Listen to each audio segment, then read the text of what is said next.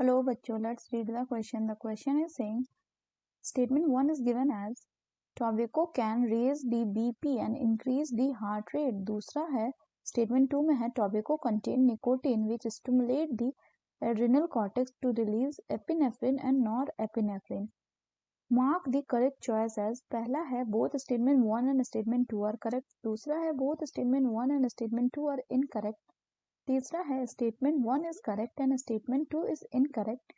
Fourth one is statement 1 is incorrect and statement 2 is correct. तो आइए देखते हैं हम इसका की कंसेप्ट. तो अगर हम बात करें इसके की कंसेप्ट की, so the key concept will be tobacco. तो अगर हम टॉबैको की बात करें तो टॉबैको को यूज किया जाता है कैसे?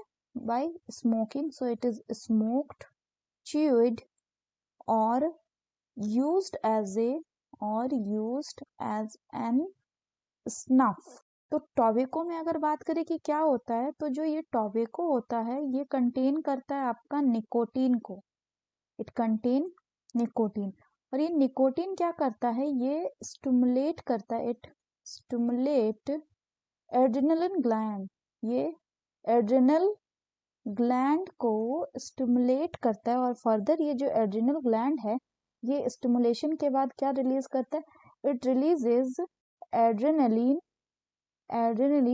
एंड नॉरएड्रेनलिन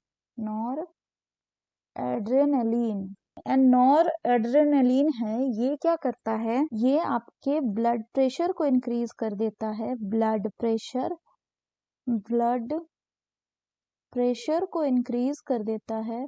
एंड साथ ही साथ ये आपके हार्ट रेट को भी इंक्रीज कर देता है. हार्ट रेट को भी ये इंक्रीज कर देता है. यानी क्या है? दोनों स्टेटमेंट करेक्ट है. So the correct option will be option 1, that is both statement 1 and statement 2 are correct.